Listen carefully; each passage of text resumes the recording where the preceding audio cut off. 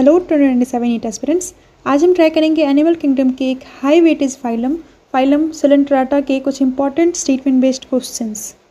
Question है, which of this statement is incorrect about Coelenterata? Statement 1, cnidoblast is defining feature of phylum Coelenterata. ये बिल्कुल सही statement है। Cnidoblast में stinging capsule nematocysts भी present होते हैं और इन्हीं की वजह से इनका नाम नाइडीरिया भी है।